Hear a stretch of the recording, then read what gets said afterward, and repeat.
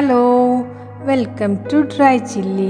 Dry ചില്ലിയിൽ നമ്മൾ ഇന്നൊരു ഈവനിങ് സ്നാക്കാണ് ഉണ്ടാക്കാൻ പോകുന്നത്, മടക്കി പത്തിരി.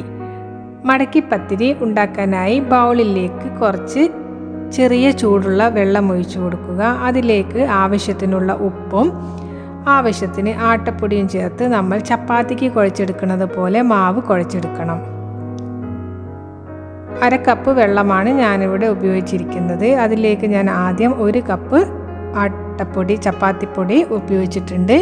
ഇത് കുറച്ച് ലൂസായിട്ടാണ് ഇരിക്കുന്നത്. ഇനി ഇതിലേക്ക് കുറച്ചുകൂടി പൊടിയിട്ട് ഒന്ന് ടൈറ്റാക്കി ചപ്പാത്തിയുടെ അതേ ഒരു പരുവത്തിലാക്കി എടുക്കണം. ഇപ്പം ഒരു 1/2 കപ്പ്, 1/2 കപ്പ് വെള്ളത്തിലേക്ക് എനിക്ക് ഒരു 1/2 കപ്പ് ആട്ടപ്പൊടി ഞാൻ ഉപയോഗിച്ചിട്ടുണ്ട്, ഗോതമ്പ് പൊടി. ഇനി ഇത് നല്ലതുപോലെ ഒന്ന് കുഴച്ചെടുക്കണം. ഇപ്പോൾ ഏകദേശം ഒരു ഹാഫ് കുഴഞ്ഞ് വന്നിട്ടുണ്ട്.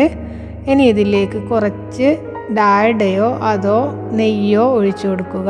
കുറച്ച് മതി, ഒരല്പം ഡാൽഡയാണ് ഞാൻ ഉപയോഗിച്ചിരിക്കുന്നത്. വീണ്ടും ഇത് നന്നായി കുഴച്ചെടുക്കുക.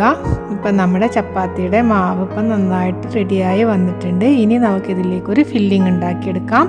പാത്രത്തിലേക്ക് 1 കപ്പ് തേങ്ങ ചിരവിയതും 1 കപ്പ് ചിരവിയ ശർക്കരയും കൂടിയിട്ടൊന്ന് ഇളക്കി കൊടുക്കണം.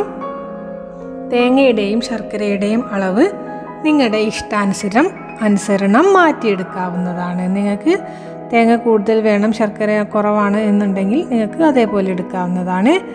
വീണ്ടും നമ്മുടെ മാവ് ഒന്നുകൂടി കയ്യിൽ വെച്ച് നന്നായി ഒന്ന് സോഫ്റ്റാക്കി എടുക്കണം. ഇപ്പം നമ്മുടെ ചപ്പാത്തി മാവ് നല്ല സോഫ്റ്റായി വന്നിട്ടുണ്ട്. ഇനി ഇത് നമുക്കൊന്ന് പരത്തിയെടുക്കണം. ഇതിൽ നിന്നും ചെറിയ ഒരു ഉരുള എടുത്ത് നന്നായിട്ടൊന്ന് പരത്തിയെടുക്കുക. മടക്കിപ്പത്തിരി ഉപയോഗിക്കാനായി നമ്മൾ ചപ്പാത്തി മാവാണ് ഉപയോഗിക്കുന്നത്, ചപ്പാത്തിപ്പൊടിയാണ് ഉപയോഗിക്കുന്നത്. അല്ലാതെ പത്തിരി അല്ല, മടക്കിപ്പത്തിരി എന്ന് പേര് വന്നത് പത്തിരിപ്പൊടി ഉപയോഗിച്ച് ഉണ്ടാക്കുന്നത് കൊണ്ടല്ല.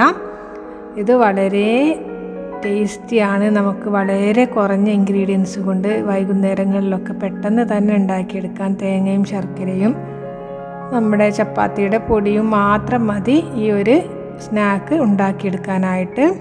അപ്പോൾ ഇതാ ചപ്പാത്തി നല്ലതുപോലെ പരത്തിയെടുക്കുന്നുണ്ട്. ഇത് വളരെ നൈസായിട്ട് വേണം നമ്മൾ പരത്തിയെടുക്കാനായിട്ട്. മടക്കി പത്തിരി ഉണ്ടാക്കാൻ വേണ്ടി ചപ്പാത്തിയുടെ ആ ഒരു കട്ടീനേക്കാളും കുറച്ചുകൂടി നല്ല കട്ടി കുറച്ച് വേണം മടക്കിപ്പത്തിരിക്ക് ഉണ്ടാക്കാൻ വേണ്ടിയിട്ട്.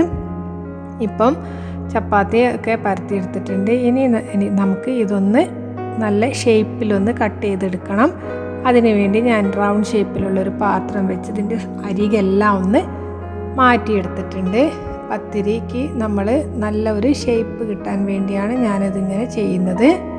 ഇപ്പോൾ ചപ്പാത്തിയുടെ അരികെല്ലാം ഒന്ന് മാറ്റിയെടുത്ത് നല്ല ഒരു റൗണ്ട് ഷേപ്പിലാക്കി എടുത്തിട്ടുണ്ട്. ഒരു പാത്രം വെച്ചാണ് ഞാനിത് റൗണ്ട് ഷേപ്പിലാക്കിയിരിക്കുന്നത്. ഇപ്പോൾ ചപ്പാത്തി നല്ല റൗണ്ട് ഷേപ്പിൽ വന്നിട്ടുണ്ട്. ഇനി നമ്മൾ നേരത്തെ തയ്യാറാക്കി വെച്ചിരിക്കുന്ന ആ ഒരു കൂട്ട് ഈ ചപ്പാത്തിയുടെ ഒരു സൈഡിലേക്ക് ഇട്ട് കൊടുക്കണം.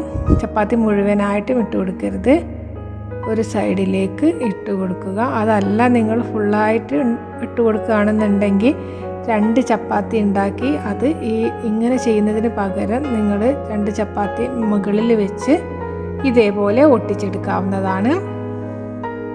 ഏത് ഷേപ്പിൽ വേണമെങ്കിലും നിങ്ങൾക്ക് അങ്ങനെ ചെയ്തെടുക്കാം. അങ്ങനെ 2 ചപ്പാത്തി വെച്ചാണെന്നുണ്ടെങ്കിൽ ഇങ്ങനെ മടക്കി എടുക്കാതെ നേരത്തെ തന്നെ റൗണ്ടിൽ തന്നെ ഇതേപോലെ ഒട്ടിച്ച് എടുക്കുക. എന്നിട്ട് നമുക്ക് നമ്മുടെ ഫ്രൈങ് പാനിലിട്ട് ഒന്ന് വേവിച്ചെടുക്കണം. ഇപ്പോൾ മടക്കിപ്പത്തിരി റെഡി ആയിട്ടുണ്ട്. ഇനി നമുക്കിത് വേവിച്ചെടുക്കാം. ഫ്രൈങ് പാൻ ചൂടാക്കി അതിലേക്ക് ഒരല്പം എണ്ണ തൂത്ത് കൊടുത്ത് നമ്മുടെ മടക്കിപ്പത്തിരി ഓരോന്നായി ഇതിലിട്ട് തിരിച്ചും മറിച്ചും ഇട്ട് വേവിച്ചെടുക്കണം. പത്തിരിയുടെ അരികൊന്ന് വെന്ത് വരാൻ വേണ്ടിയിട്ട് ഈ അരികുകൾ ഇതേപോലെ നമ്മുടെ കൈയുടെ വിരൽ ഉപയോഗിച്ച് ജസ്റ്റ് ഒന്ന് ആ പാത്രത്തിലേക്കൊന്ന് മുട്ടിച്ചു കൊടുക്കണം. അതല്ല എന്നുണ്ടെങ്കിൽ അരിവ് വേവാൻ കുറച്ച് സമയമെടുക്കും.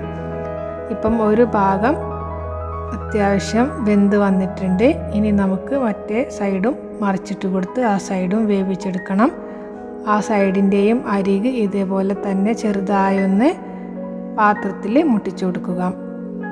ഇങ്ങനെ 2-3 തവണ അങ്ങോട്ടും ഇങ്ങോട്ടും തിരിച്ചും മറിച്ചുമിട്ട് വേവിച്ച് കഴിയുമ്പോൾ നമ്മുടെ മടക്കിപ്പത്തിരി വെന്ത് വന്നിട്ടുണ്ടാവും.